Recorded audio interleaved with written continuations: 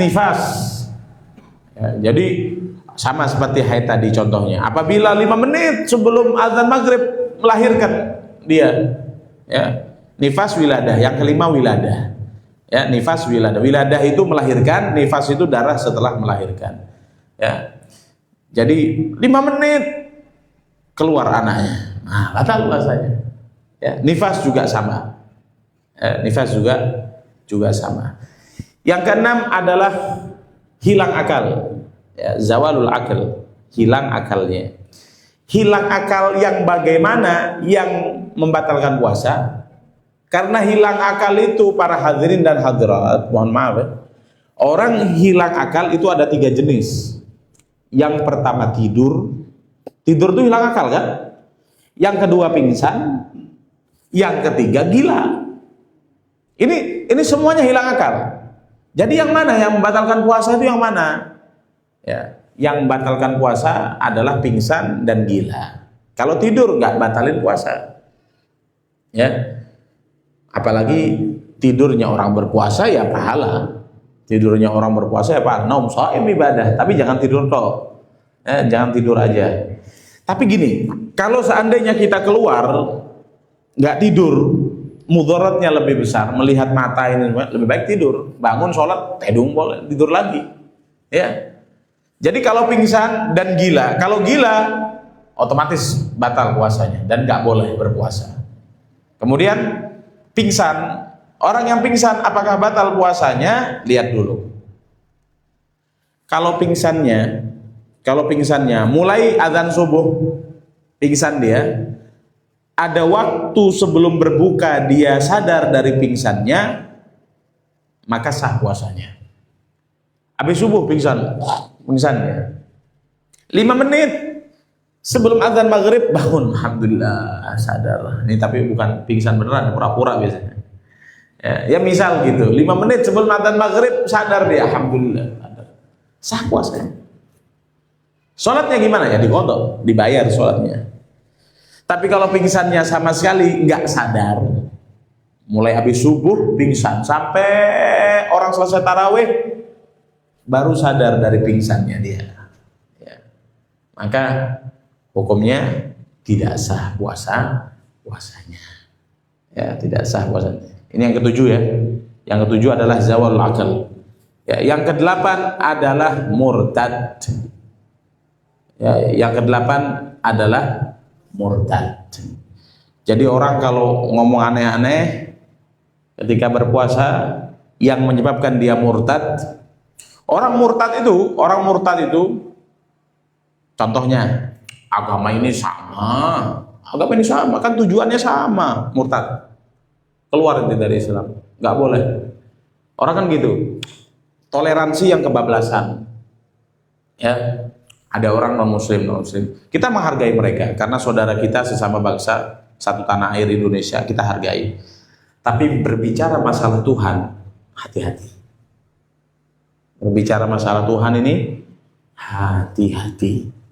Karena sekarang itu banyak yang menyebabkan, dalam kitab Sulam Taufik itu mulai awal itu sudah dijelaskan penyebab orang itu murtad. Ya, menyamakan sama agama itu sama. Kan yang penting tujuannya murtad. Kemudian apalagi? Meragukan syariat. Contohnya kan dalam Islam ini ada istilah gosor ya, sholat dikosor, sholat boleh dikosor dan lain sebagainya, atau dijamak. Itu saya pernah lihat ada orang yang ragu, masa ada, ini dalilnya qot'i Pak. Kosor itu dalilnya adalah qot'i, yaitu Al-Quran. Katanya Allah, wa idza darabtum fil ardi falaysa 'alaikum junah an taksuru minas shalah. Orang yang bepergian boleh untuk dia memendekkan, memotong daripada sholatnya. Al-Quran yang bilang. Ada orang yang ragu, masa saya nggak serg, saya murtad. Ya, hati-hati. Jadi apa yang datang dari Al-Quran kita tidak boleh meragukannya. Hadis apalagi nggak boleh juga. Apalagi hadis marfu, hadis mutawatir nggak boleh. Ya, orang yang meragukan hadis mutawatir murtad hukumnya. Ya, nggak boleh. Hati-hati. Makanya bicara itu hati-hati. Ya, kalau kita bicara hati-hati.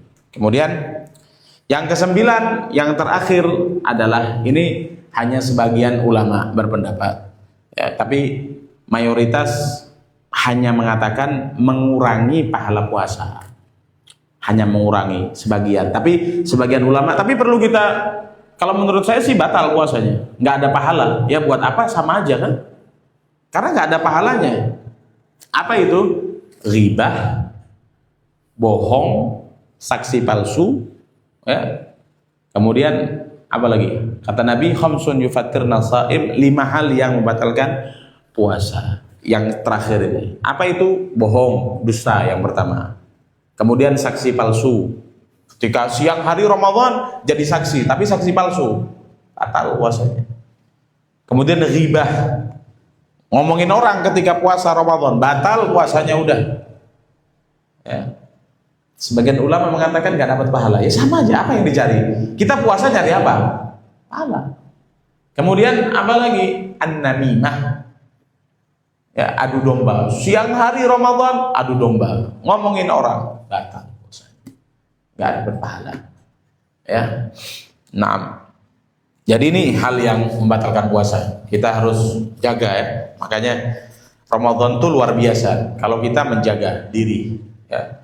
Dan kalau buka puasa dengan yang halal. Buka puasa itu nggak harus yang mewah lengkap semuanya, enggak. Yang penting halal. Saya dapat nih dari rezeki. Ya, saya ini memang dapat dari kerja. Saya dapatnya memang dari ngajar, dari ini, nah itu. Ya, orang kadang hidup, mohon maaf, memang ini akhir zaman, memang ngeri. Orang hidup dari hasil media, TikTok, dapat uang, ini dan lain sebagainya. Itu kurang berkah ya, kawan. Kurang berkah karena nggak jelas siapa yang ngasih uang, nggak jelas. Kalau kita kerja, makanya Nabi itu mengatakan dalam hadis, la an yahtatiba ahadukum huzmatan ala dhahrih khairun lahu min an yas'al ahadan fayu'tiyahu aw yamna'ah. Nabi itu mengatakan, lebih baik, saya itu lebih suka orang itu yang bekerja itu ngangkat kayu bakar, ditaruh di atas pundaknya, diangkat, kan nggak seberapa, berapa sih harganya kayu bakar, diangkat, dijual. Saya lebih suka itu, katanya Nabi SAW. Jadi Nabi itu sangat suka orang yang kerja itu dengan tenaganya, dengan keringatnya, dengan otaknya, bukan kerja-kerja yang nggak jelas, usaha trading. Ini trading for ini, HP zaman sekarang kan lagi musim itu, usaha nanti dapat uang, kelihatannya tidur tapi nggak berkah. Jadi kita itu dalam Islam diajarin dapat arahan dari Nabi yang bekerja yang baik caranya. Ya, jadi itu puasa ya. Wa tahajjul bait. Kemudian kalau mau dapat surga, pesan Nabi kepada sahabat Mu'adz bin Jabal, hendaknya hajjul bait. Laksanakanlah haji.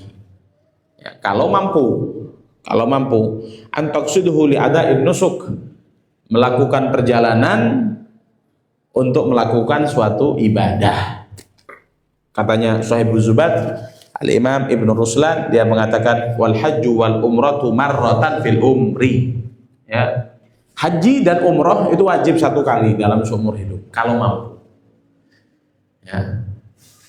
Ketika orang udah daftar haji, kalau dia udah mampunya dia nggak punya utang. Ya, ini harus dibahas. Ya. Orang kadang berangkat haji atau umroh ngutang uangnya, nggak boleh. Ya, buat apa? Ya, nggak usah maksaan. Kan banyak ibadat yang sama pahalanya dengan haji. Istri masain suaminya dapat pahala haji dan umroh, udah. Nggak usah. Kalau nggak mampu nggak usah utang-utang. Ya, jadi orang daftar haji itu sudah cukup. Kalau dia mampu, nggak punya utang, usahanya ada, uangnya ada, tabungan ada, lengkap, sudah wajib haji. Oh, saya belum bisa berangkat, daftar. Di Indonesia sekarang tambah lagi, di Bali 20 tahun sekarang. Saya kemarin daftar haji, didaftarin orang 20 tahun. Waduh, berarti umur berapa? Insya Allah khair, insya Allah sehat. 50-an berarti. 20 tahun. Ya, yang penting kita udah daftar. Jadi kalau orang sudah daftar, gugur sudah kewajiban dia. Kalau mati dapat pahala. Karena orang yang sudah daftar haji sama dengan orang yang sudah berangkat haji.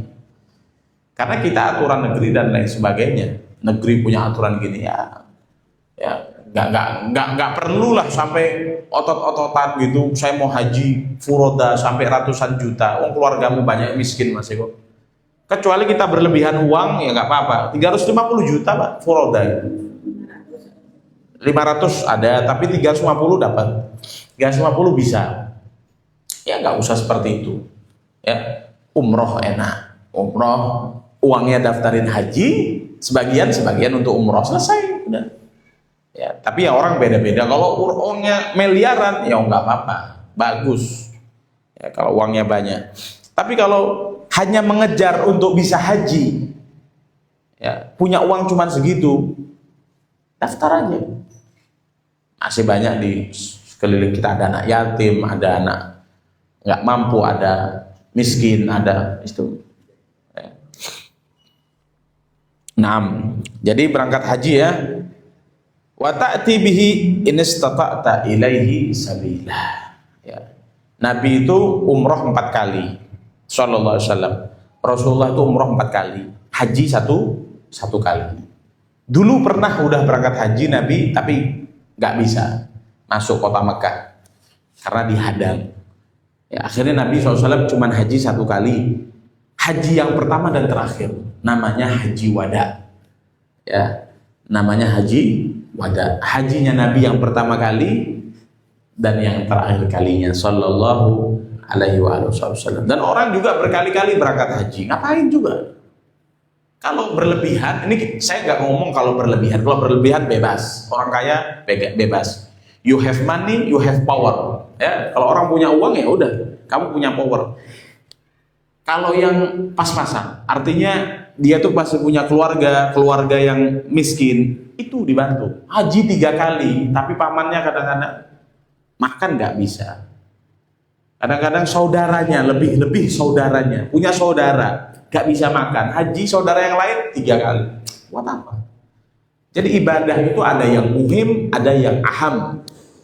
Kalau kita mau ibadah itu harus tahu mana ibadah yang penting, mana yang lebih penting. Haji penting, tapi kalau sudah saudara miskin, saudara nggak mampu, ya ini lebih afdol. Ya, itu lebih afdol.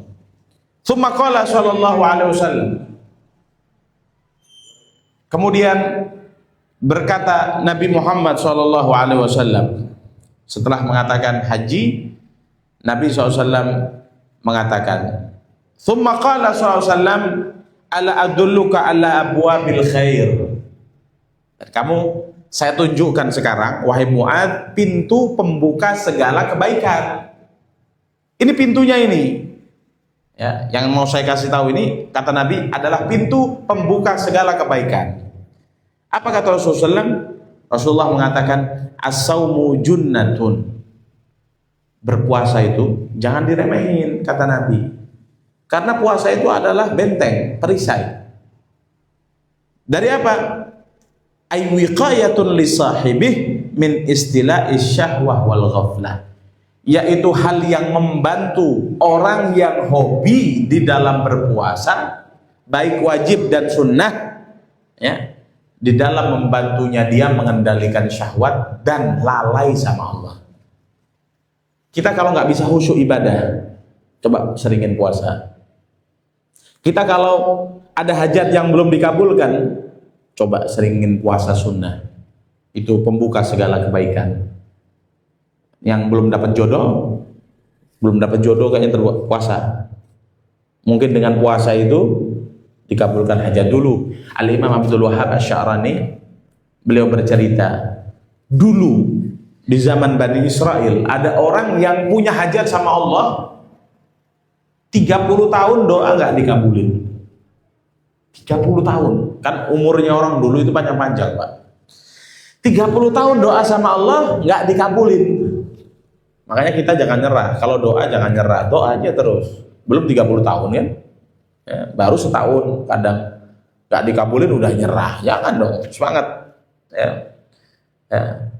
Ammal mujibul mutarra idza da'ani. Ya, kalau doa itu harus merasa butuh kita sama Allah. Ini orang Bani Israel 30 tahun doa sama Allah, enggak dikabulin.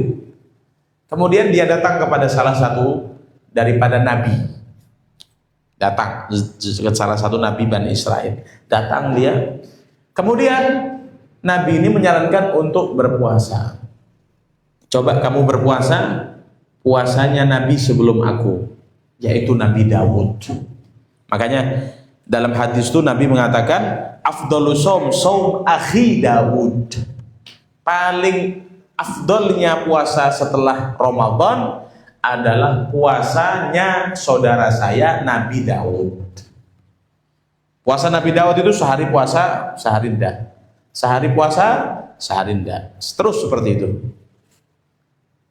Setelah dia melakukan puasa Daud, gak lama doanya dikabulin sama Allah. Makanya kita kalau hajat puasa, mau kawin mau nikah puasa 3 hari minimal. Ya, puasa. Hari H sebelum hari H puasa. Mau apapun puasa. Ada hajat nih, saya ada kerjaan nih, mudah-mudahan puasa. Puasa itu bagus, membantu kehusuan kita agar menjadi khusyuk di dalam ibadat dan membantu kita untuk mengendalikan daripada hawa nafsu. Ini sebentar lagi. Oh, ini sudah masuk 3 Muharram. Sunnah puasa ini 10 hari ini, hari-hari ini. Makanya kan sebagaimana keterangan saya kemarin ketika Dzulhijjah, makanya ayat tentang puasa 10 hari itu ada 3 kan tafsirnya. Wal fajri walayalil ashr. Hari ke-10 itu ada 3 tafsirnya. Walaupun yang paling dekat mengatakan 10 hari di bulan Dzulhijjah. Sebagaimana kita bahas 10 Dzulhijjah. Tafsir yang paling dekat itu. Tapi ada ulama yang menafsirkan 10 hari di bulan Muharram ini puasa. Gak bisa 10 hari, ya 1 hari. 1 hari di mana? Nanti di hari Asyura. Hari Asyura itu tanggal 10. Tanggal 10 Muharram, hari Minggu. Minggu depan. Minggu depan. Katanya Nabi, man sham mel'ashir, siapa orang yang berpuasa di tanggal 10 fil Muharram ghufira dunubahu magad. Jadi orang yang berpuasa tanggal 10 diampuni dosanya di tahun lalu, menghapuskan yukafir dunubis sana, menghapuskan dosa 1 tahun di tahun yang kemarin. Puasa kita, puasa itu banyak, ada Senin Kamis. Kalau dalam seminggu ada Senin Kamis. Kalau dalam sebulan ada Ayyamul Bid. Puasa Ayyamul Bid itu 13, 14, 15 setiap bulan. Ya. Ada puasa Daud, ada puasa Dahr. Ada puasa Dahr. Ya. Itu ada pondok besar di mana? Di Jawa Timur kalau tidak salah, Pondok Sidogiri mungkin atau apa. Besar, santrinya ribuan. Kalau tidak salah, wallahu a'lam. Ya, saya pernah dengar itu yang mendirikan pondok itu. Kenapa pondok itu barokah, manfaat? Sudah ratusan tahun. Itu lama itu. Sidogiri kurang lebih 300 tahun. Atau berapa tahun? Ratusan pokoknya. Itu para hadirin rahasianya terletak. Ternyata yang membangun itu puasa Dahr. Puasa Dahr. Ya, pondok apa gitu? Pondok. Pengasuhnya dulu ketika puasa Dahr, setiap hari berpuasa, barokah pondoknya. Kita mau barokah ya puasa, dan sebagainya. Ya. Wa adna darajati shom al-kaf anil mufattiran wa usat an yudimma ilahi kafil jawarih anil muharramat. Ya, ada tingkatannya orang berpuasa. Ada puasa awam, ya kayak kita ini, puasa nahan lapar, nahan haus, cukup tidak melakukan hal yang diharamkan oleh Allah ketika puasa. Tapi kalau puasanya mereka para arifin, orang soleh, puasanya sebenarnya ya udah memang hati dan jiwanya ini sama Allah sudah. Ya. Jadi seperti itu hadirin, puasa ya, perbanyak berpuasa agar kita semuanya dimudahkan hajatnya. Ya, dimudahkan puasa, apalagi kita ini yang sudah agak tua-tua ini sudah mulai masuk usia puasa sehat. Ya, terlebih sakit ini puasa, tidak ada puasa, kalah yang lain puasa. Ya. Nabi Shallallahu Alaihi Wasallam, ya beliau kenapa sehat? Nabi itu sampai akhir hayatnya nggak sehat karena Nabi sering lapar. Kita banyak penyakit karena kenyang terus. Ya, pengajian makan, ya, pulang pengajian makan, tahlilan makan, ya mau makan, ya, ala kulli hal, ya, ala kulli hal. Apalagi sekarang banyak orang kawin guli terus. Insya Allah apa-apa. Yang penting selagi bisa puasa. Ya, nggak baik orang ya, yang suka makan banyak makan itu nggak baik. Kalau anak muda nggak apa-apa. 25 tahun masih. Tapi kalau udah 30 tahun lewat, udah ya kurangi semuanya. Kalau bisa puasa Senin Kamis. Kalau bisa Daud, kalau bisa lagi dahar dan seterusnya. Dan besok tentunya puasa Asyura. Jangan lupa ya, hari Minggu depan. Ya. Mudah-mudahan kita diberikan taufik oleh Allah bisa puasa insyaallah. Amin Allahumma amin wa sallallahu ala sayyidina Muhammad wa ala alihi alhamdulillahirabbil alamin. Ada pertanyaan? Assalamualaikum warahmatullahi wabarakatuh. Waalaikumsalam.